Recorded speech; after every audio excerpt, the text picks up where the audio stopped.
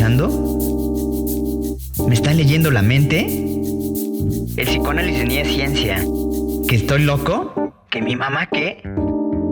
Bienvenidos a este podcast donde la culpa es de Freud. Y de tu mamá también.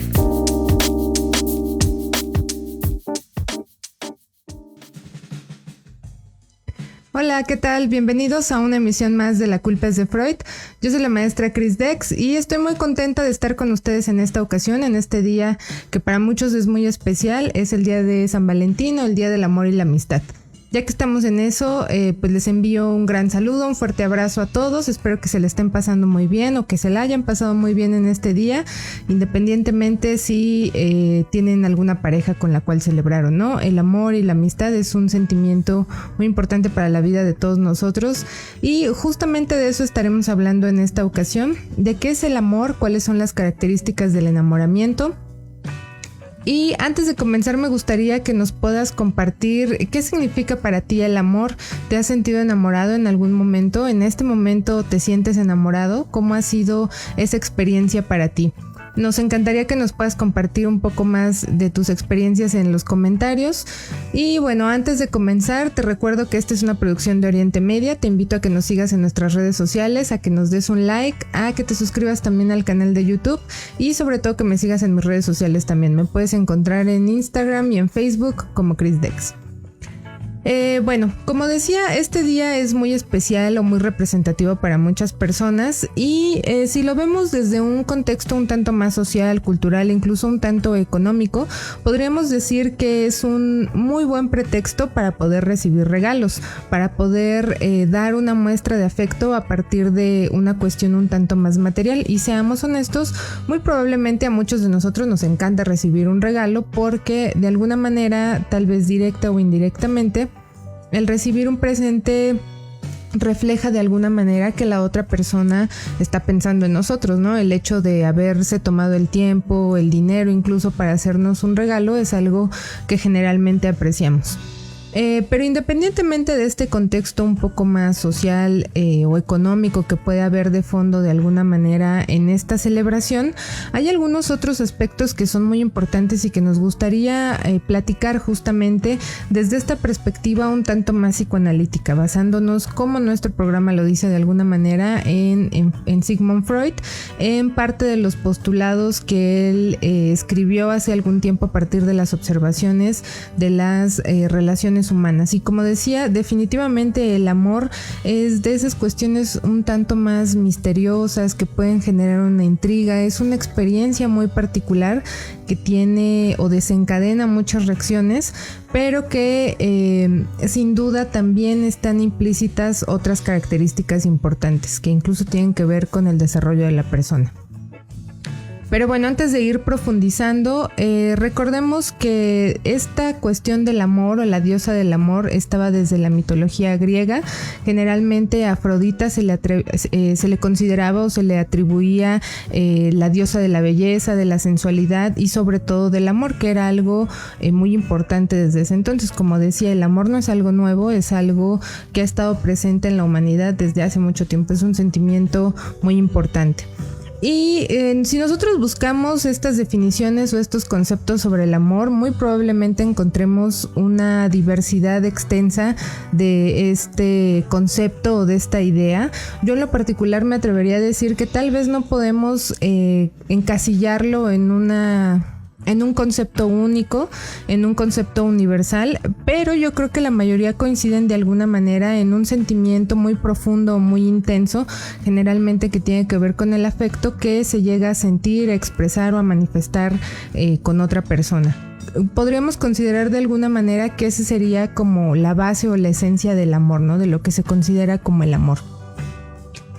Hay diferentes posturas en ese sentido y en una cuestión biológica o química a nivel cerebral se cree o hay algunos estudios que de alguna manera demuestran que hay una reacción importante en el cerebro cuando hay este sentimiento de amor o más específicamente de enamoramiento, ¿no?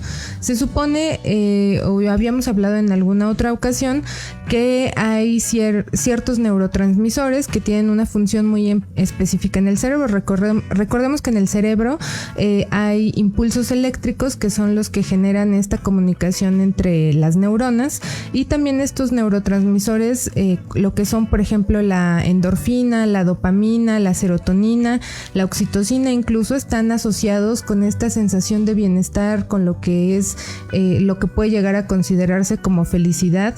Y cuando nosotros estamos enamorados, generalmente hay una segregación de estos neurotransmisores que muy probablemente influyen en el estado de ánimo, en que estemos contentos, en que estemos muy alegres, en que a lo mejor la visión del mundo sea relativamente optimista en muchos sentidos.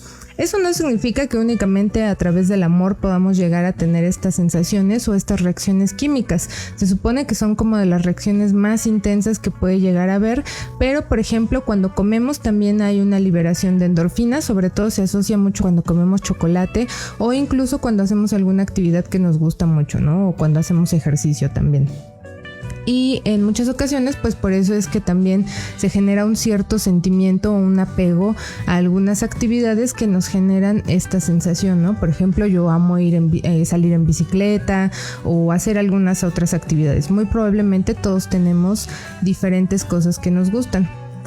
Pero estar con otra persona, el tener ese sentimiento de estar enamorados, como decíamos, muy probablemente sea una reacción o una sensación que tal vez no tiene comparación.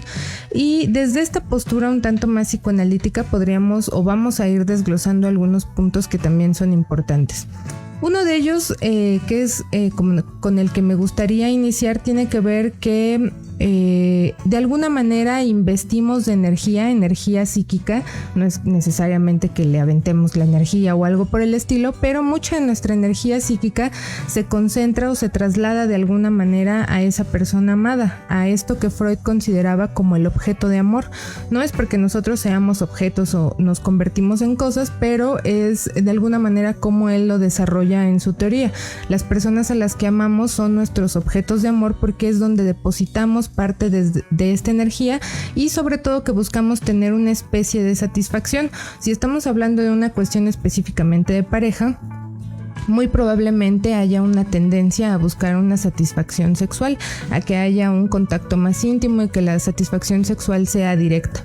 Pero antes de continuar con estas características específicas del enamoramiento, sería importante que consideremos y regresemos un poco más en algunos aspectos de la vida de la persona. Y me refiero específicamente a la etapa de la infancia. La infancia, como hemos dicho en algún otro momento, juega un papel muy, muy importante en la vida de todos nosotros. Es decir, como hemos platicado en algún otro episodio, no es que uno aparezca en el mundo en esta determinada edad. Las características de cómo se desarrolla nuestra niñez van a influir de alguna manera en cómo aprendemos a amar a las demás personas. ¿Qué es lo que nosotros observamos como muestras de amor de nuestros padres, de nuestros familiares, entre otras cosas? Pero en este aspecto específico del enamoramiento, Freud nos hablaba de que para el niño, el primer objeto de amor, para el niño o para la niña, el primer objeto de amor son los padres, ya sea la madre o el padre. No significa que únicamente ame a alguno de estos dos, pero es muy probable que haya un sentimiento muy intenso o más intenso hacia alguno de ellos. Y aquí vamos a hablar, aunque no es el tema central, muy brevemente sobre otro concepto muy importante dentro de la teoría psicoanalítica, que en este caso sería el complejo de Edipo. Incluso creo que hay como ciertas frases de alguna manera que tienen que ver con esta teoría, pero son más como de la cultura popular, ¿no? Como del conocimiento popular. En ese sentido me refiero a que el complejo de Edipo, en una especie como de resumen, podríamos decir que es cuando el niño tiene un sentimiento muy profundo o muy intenso hacia el padre del sexo opuesto regularmente, y hay una especie de rivalidad con el padre del mismo sexo. Por eso es muy común que los niños de entre 3 y 5 años aproximadamente, que es donde se da con mayor fuerza el complejo de Edipo, Por ejemplo, si es una niña, muy probablemente todo el tiempo quiere estar con su papá, lo quiere mucho, es como muy expresiva, muy afectiva con el papá, y no es que odie a la mamá, pero sí puede llegar a haber ciertos conflictos, como decía, cierta hostilidad, una especie de rivalidad entre la mamá y la niña, que generan una dinámica muy particular. Si pensamos en un niño, estamos hablando del caso opuesto, es decir, que el niño muy probablemente va a tener un mayor apego hacia la mamá, va a querer estar con ella más tiempo, le demuestra su afecto y hay esta rivalidad con el padre. Esto no significa que sea algo que esté bien o mal. Desde esta postura, el complejo de Edipo es una cuestión que estructura psíquicamente y que todos atravesamos de alguna manera. Muchos lo superamos, muchos no. Eso depende de las características muy familiares. Y no estoy hablando de superarlo como si fuera un videojuego al que tenemos que pasar de nivel o algo por el estilo. Siempre habrá como algunas reminiscencias de este complejo de Edipo, pero principalmente el punto esencial en este complejo o en esta dinámica muy particular que se presenta con los padres y el hijo es, de alguna manera, debe de haber un límite en la satisfacción, y que los niños deban de entender de alguna manera que jamás van a poder tener el amor de la madre o del padre de una manera sexual, es decir, jamás van a poder llegar a ser su pareja, porque estaremos hablando de una situación de incesto, situación que es una de las principales prohibiciones dentro de la civilización y la cultura en la que vivimos. Entonces, los niños de alguna manera deben de ir renunciando a esa satisfacción sexual que en un primer momento buscan en los padres y que se va a quedar ahí guardada, por decirlo de alguna manera, se va a quedar reprimida, y que va a surgir con mucha fuerza y con mucha intensidad en la pubertad, que es lo que regularmente observamos con los adolescentes. Cuando hay todos estos cambios, todas estas transformaciones, todo este proceso de crecimiento, no únicamente hay un crecimiento o un cambio en sus cuerpos, que es muy importante, sino también toda esa energía psíquica, que al final la cuestión sexual o genital sí es importante en la vida de todas las personas. Tiene que ver también con una necesidad o una satisfacción que debe buscarse en algún determinado momento. Pues ese momento en el que empieza a buscar cómo salir esa energía, definitivamente pues es en la pubertad o en la adolescencia. Esto no significa que los niños no se puedan enamorar o no puedan tener un sentimiento muy intenso hacia las demás personas. Eso es algo muy importante que también me gustaría hacer énfasis. Generalmente, cuando hablamos de amor, se cree que el amor es algo que únicamente podemos experimentar cuando somos adultos, y eso no es cierto. Como les decía, nosotros amamos desde los primeros años de nuestra vida, en un primer momento a nuestros padres y posteriormente a otras personas. Por ejemplo, no sé si han escuchado o han visto en algún momento que es muy común que los niños de repente lleguen a enamorarse de los maestros, ¿no? O de alguna persona que les representa como toda esa imagen, no únicamente en una cuestión física, sino que es alguien que les cae muy bien, que admiran o algo por el estilo, ¿no? O no nada más de los maestros, a veces también se enamoran de niños de su edad, ¿no? Y le mandan cartas o están ahí como suspirando por los niños o las niñas o algo por el estilo, ¿no? En la adolescencia pues también no es la excepción, y aquí lo resalto de alguna forma porque es muy común que en ciertas ocasiones no se le dé valor a esos sentimientos que pueden llegar a tener los niños o las niñas, ¿no? Incluso hay como ciertas frases de ni siquiera sabes acomodar tu ropa o tus cosas y ya estás pensando en amar o en enamorarte, ¿no? Entonces pues es que no es algo que necesariamente uno piense de una manera consciente, simplemente son estos sentimientos o estos impulsos que la mayoría de nosotros tenemos y que van surgiendo de alguna forma, ¿no? A veces tratamos de controlarlos, podemos controlarlos, muchas otras ocasiones no es así. Entonces, menciono todo esto porque les decía, cuando hacemos esta represión de los impulsos o de los instintos, podríamos decir que se convierten, o Freud los llamaba como sentimientos tiernos. Es decir, estos sentimientos tiernos no están cargados de una connotación sexual, simplemente es ese amor que podemos experimentar por otra persona, pero que no necesariamente estamos buscando que culmine en una cuestión sexual. Eso es importante que lo tengamos en cuenta porque lo vamos a retomar ya casi al final de esta emisión. Entonces, bueno, retomando o regresando a esta parte del enamoramiento, hay algunos puntos que considero esenciales. Uno de ellos sería que cuando hay una especie de enamoramiento, generalmente hay una especie de sobrevaloración de la persona, de las circunstancias o de las características de la persona a la cual se ama. ¿A qué me refiero con esto? Pensemos en alguien una chica que acaba de conocer a alguien, ¿no?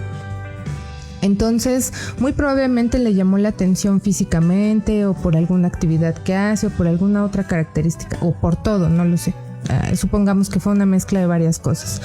En un primer momento es muy común que cuando estamos enamorados haya una imagen un tanto distorsionada, a veces hasta cierto punto, de esa persona, donde prácticamente es casi perfecto, ¿no? Es el más guapo, la más guapa, la más inteligente, es decir, los llenamos o los saturamos por completo de cualidades favorables, positivas, y nos resulta lo más magnífico y maravilloso que pudimos llegar a conocer en el mundo, ¿no? Y a veces, no siempre, pero en muchas ocasiones suele suceder que a lo mejor las personas a nuestro alrededor dicen, pero es que ¿qué le viste? Pues si está bien feo, o si ni siquiera hace bien tal o cual cosa, ¿no? Eso también puede llegar a ser común, pero a la persona no le interesa eso, está tan... no necesariamente cegada, pero sí está tan inmerso en ese sentimiento, le ha depositado o ha valorado tan altamente las cualidades de esa otra persona que lo que las demás personas digan sale sobrando. En realidad ni siquiera les va a prestar atención ni va a ser importante de alguna manera. Esto podríamos llamarlo o considerarlo una especie de idealización. Y yo creo que así como en el enamoramiento hay una idealización de la otra persona, muchas veces el concepto de amor es algo que también está sobrevalorado o idealizado. Muchas veces creemos que el amor tiene que vivirse o experimentarse como lo vemos en las películas, como lo vemos en los cuentos de hadas, y muchas ocasiones no necesariamente eso es el amor en realidad, porque vuelvo a lo que les decía al principio, tal vez es muy complicado, a pesar de que hay algunos cambios en la sociedad, en la tecnología, en muchas otras cosas, no podríamos dar un concepto universal que le acomode o que encaje con todas las personas de qué es el amor para cada una de ellas, y muy probablemente todos los puntos de vista tengan cierta validez en ese sentido. Entonces, esta parte de la idealización es algo que suele suceder con mucha frecuencia en el enamoramiento, pero también en esta parte del concepto de amor.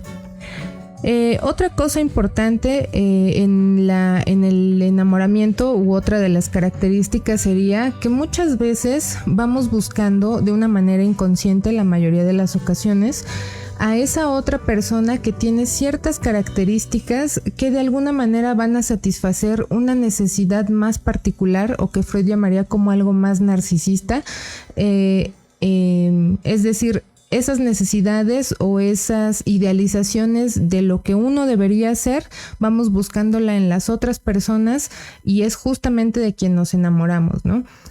¿A qué me refiero? A lo mejor yo me gustaría estudiar más sobre X tema, ¿no? Entonces conozco a alguien que sabe absolutamente todo de ese tema, ¿no? Entonces quedo perdidamente enamorada de esa persona, y tal vez haya algunas cualidades que me llamaron la atención de esa persona, pero muy probablemente ese sentimiento de enamoramiento tiene que ver con esa necesidad propia que tengo sobre algún tema o sobre alguna situación que le estoy desplazando en la otra persona. Entonces eso de alguna manera generaría que parte de lo que vamos buscando, o en esta etapa de enamoramiento, parece, como les decía, que no necesariamente estamos viendo a la otra persona tal cual es, sino que vamos más en búsqueda de satisfacer ciertas cuestiones personales que son importantes, claro, pero pues casi como si estuviéramos de alguna manera anulando un poco a la otra persona como tal, ¿no? Y en algunas elecciones amorosas que se pueden llegar a hacer, también es común que se lleguen a encontrar algunas características de los padres. Por lo que les decía, muchas ocasiones, el primer objeto de amor son los padres, y esta parte del complejo de Edipo de la cual hablamos anteriormente va dejando ciertas reminiscencias que no se borran de todo, porque no es algo que se pueda borrar, y es muy común que haya en esta elección amorosa ciertas características de los padres, a veces sin darnos cuenta o a veces sí nos damos cuenta, ¿no? Hay una imagen muy peculiar que está apareciendo por aquí, que donde justamente es como una especie de chiste o algo por el estilo, donde dice, ay, creo que mi pareja se parece a mi papá o algo por el estilo, ¿no? Aquí muy probablemente si estuviera Freud, pues bueno, no se le haría como tan extraño, porque como les decía, es muy común que a veces sin darnos cuenta vayamos buscando esas características similares a nuestros padres, ya sea a la madre o al padre, y no me refiero únicamente a una cuestión física, también estamos hablando de otras formas de relacionarse, de otras formas de ser, de cómo expresarse, entre otras cosas. Eso también es algo que suele suceder con mucha frecuencia en el enamoramiento.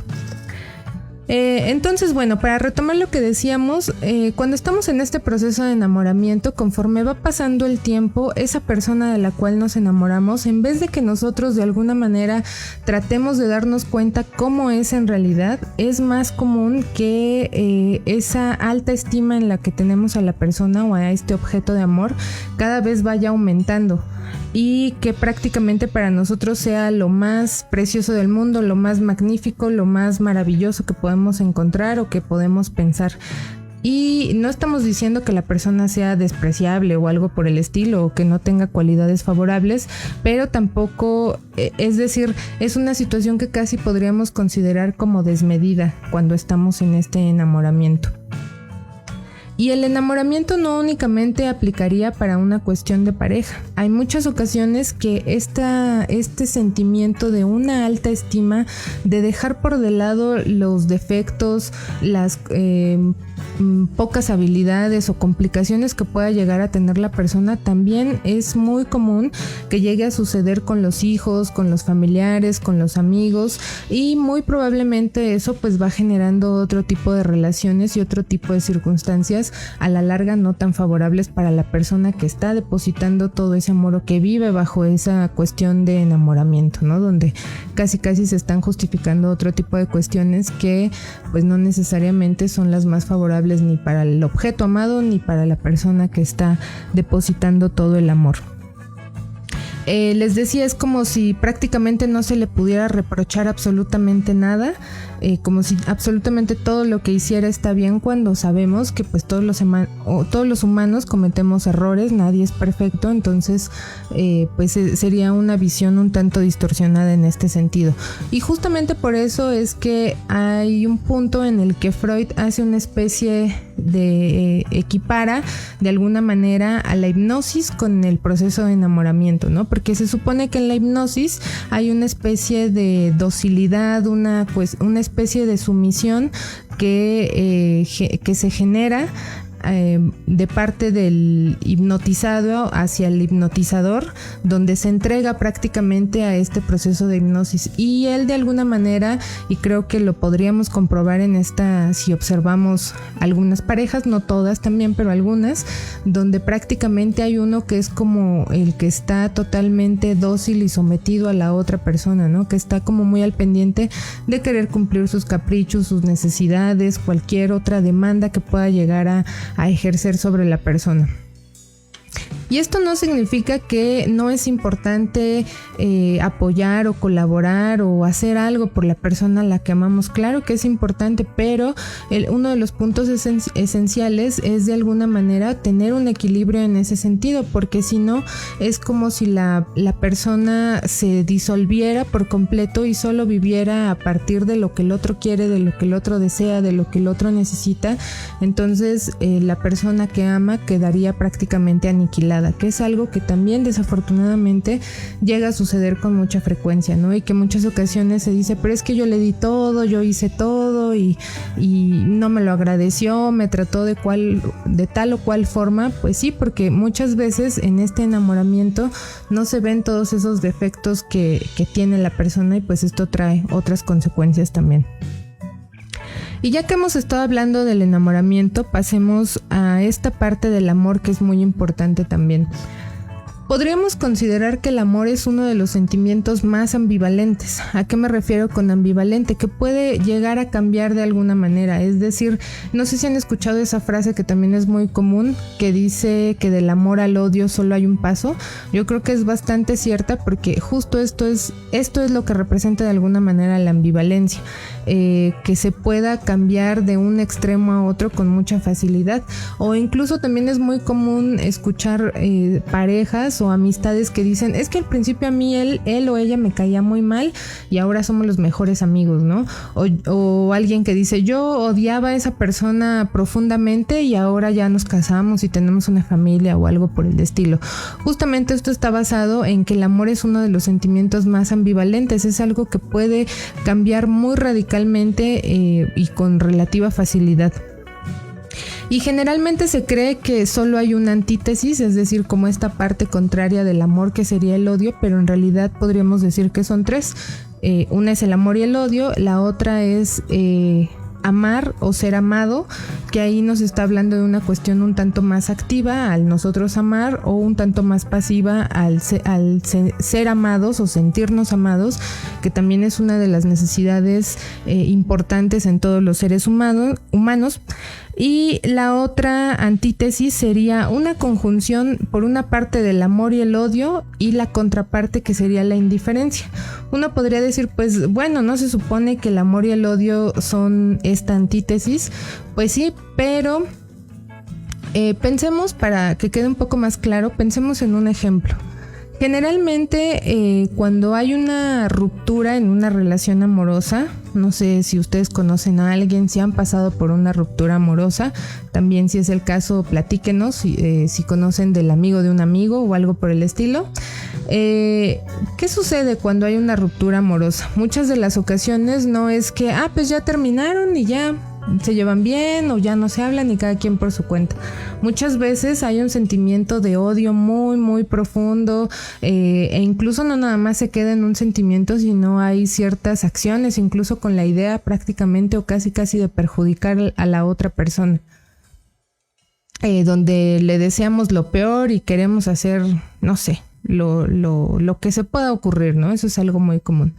Y uno podría pensar que es una reacción relativamente normal, pero en realidad el mantener ese sentimiento o esa sensación de odio inconscientemente es una forma de continuar con esa relación, es una manera de seguir no en contacto, sino seguir ligado, seguir atado de alguna forma a esa otra persona con la que ya no tenemos absolutamente nada que ver. Eso también llega a suceder con mucha frecuencia. Por eso es que en esta última antítesis, cuando ya hay una indiferencia, podríamos decir que esa sí es como la contraparte. Incluso si ustedes escuchan algunas canciones, es muy común, o más que solo las canciones, donde se pueda escuchar o reflejar en las letras esto de lo que estamos hablando. Incluso hay ciertas frases que dicen, pégame pero no me dejes, ¿no? O sea, prácticamente ódiame, no importa si ya no me amas, ódiame, pero sigue aquí, ¿no? Porque de alguna manera el odio es una forma de mantener o continuar con ese vínculo que se tuvo en algún determinado momento, porque no es tan fácil extinguir un sentimiento hacia una determinada persona. Eso también es importante tenerlo en cuenta. Hay otro punto o hay otras frases con respecto al amor que podemos escuchar con cierta frecuencia. Otro es el amor a sí mismo. En este caso, el amor a sí mismo podríamos considerar que tiene que ver con ciertas características un tanto narcisistas. Y narcisistas me refiero a que esa energía se está quedando resguardada en la propia persona, no es algo que está saliendo e invistiendo algún otro objeto, alguna otra actividad. Y si bien es cierto que es importante tener una estima propia, una valoración, un amor hacia uno mismo, también a veces puede llegar a ser un riesgo porque podemos llegar a un punto tal de narcisismo que genere de alguna forma una melancolía. Y recordemos que la melancolía tiene que ver con no poder justamente depositar esa energía fuera de uno mismo. Entonces, eso es algo, es como una especie de línea muy delgada, no solamente en esto del amor a sí mismo, pues en todo esto que hemos estado hablando del amor. Si quieres saber un poco más sobre esta parte de la melancolía, revisa nuestro canal de YouTube, ahí también tenemos un video donde hablamos más sobre la melancolía y el duelo específicamente. Y para continuar con esta cuestión del amor y ya casi ir concluyendo estas ideas que hemos compartido el día de hoy, generalmente, o más bien, Freud nos habla como de etapas en el desarrollo psicosexual, ¿no? Nos habla de varias, pero en este caso específico solamente voy a retomar dos. Una que es la oral, que son en los primeros años de vida, y otra que es la sádico-anal, que son de los 2 a los 4 años aproximadamente. En la oral se supone que la forma en la que obtenemos placer y que de alguna manera podría estar asociado con el amor, porque el amor tiene que ver con una relación de placer que buscamos, y no placer me refiero únicamente a una cuestión genital, sino placer en cualquier forma o de cualquier manera. Generalmente en esta etapa oral es a partir de la incorporación de un objeto, en este primer momento de un alimento. Pero cuando hay una característica oral a la manera de relacionarnos o en el momento en el que expresamos este amor, es de alguna manera querer comernos a esta otra persona, ¿no? Incluso hay como ciertas frases, ¿no? De te quiero comer a besos o te quiero devorar porque te amo tanto, que pudieran parecer muy inocentes o relativamente románticas, pero que nos están hablando de alguna forma de la característica o de la manera en que una persona está demostrando o manifestando estos impulsos que puede llegar a tener. Y esta sádico-anal me llama mucho la atención porque en esta parte hay un intento de dominio del objeto, ¿no? Donde queremos de alguna manera controlarlo, dominarlo, e incluso a tal forma de que no nos importa.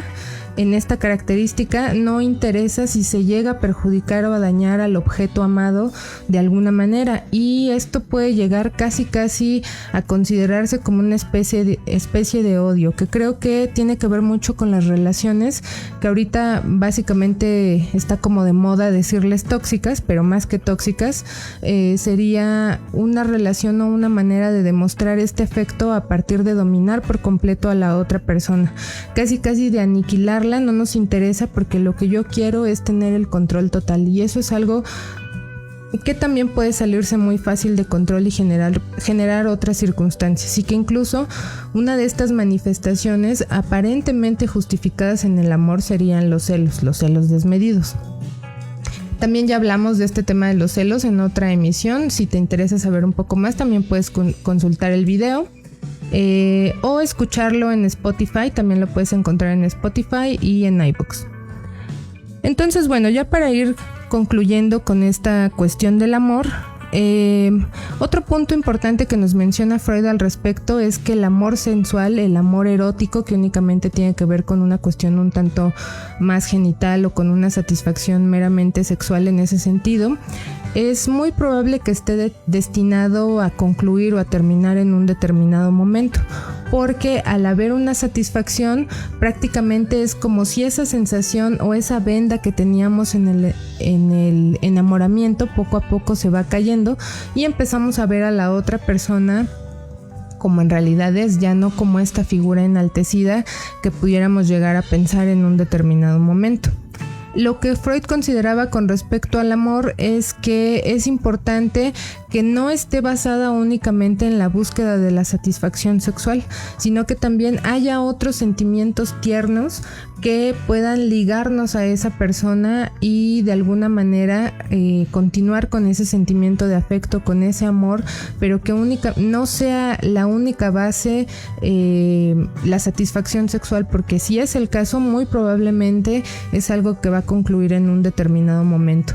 Y eso me hace pensar mucho en las parejas que podemos llegar a escuchar que es muy común también, que tal vez ya llevan ciertos años de casados, a lo mejor el hombre o la mujer o alguno de los integrantes tiene una aventura, tiene un amante o algo por el estilo, aparentemente está como justamente muy enamorado, muy endiosado, le dicen por ahí, casi con esa otra persona, y después de un tiempo regresa y le dice, no, pues es que en realidad no era lo que yo pensaba, yo lo que siento por ti, entre cosas por el estilo.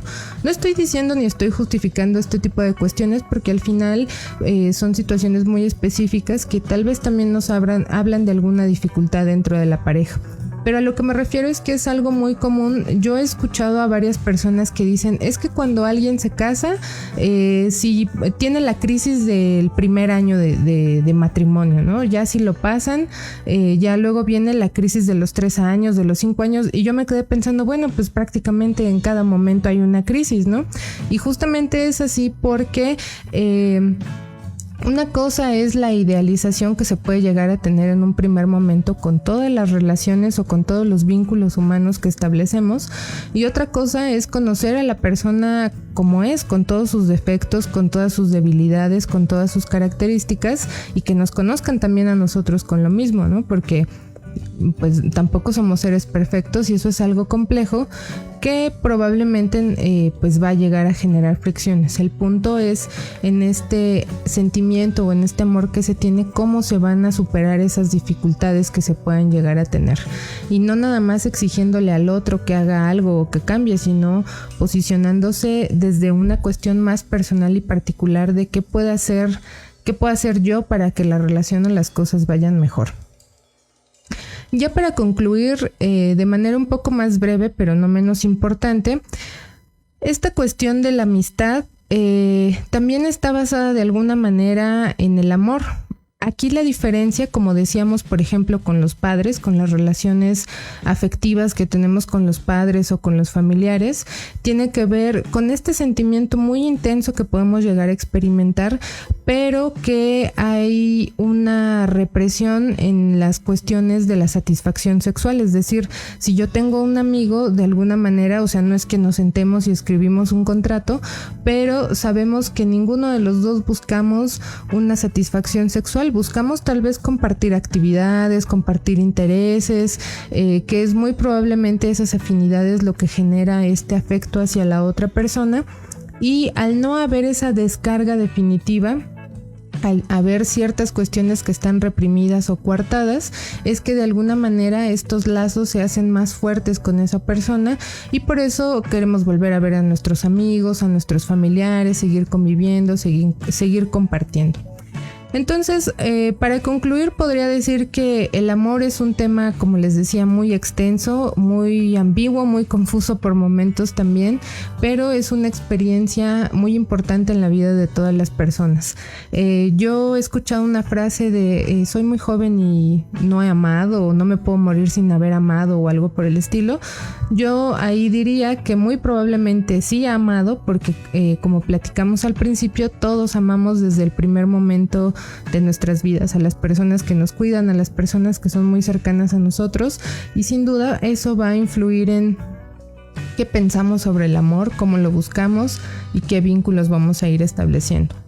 Ojalá que nos puedas dejar tus comentarios, nos gustaría saber mucho qué te pareció este podcast, qué piensas tú sobre el amor, y como decíamos, si te has sentido enamorado en algún momento o qué buscas tú en una persona para poder llegar a amarla. Recuerden seguirme en mis redes sociales, me puedes encontrar como Chris Dex en Instagram y en Facebook. También regálanos un like y suscríbete al canal de Oriente Media. Espero que te haya gustado y nos vemos en la próxima. Un fuerte abrazo a todos. Gracias por escuchar este podcast donde la culpa es de Freud. Mientras tanto, sigamos en la represión.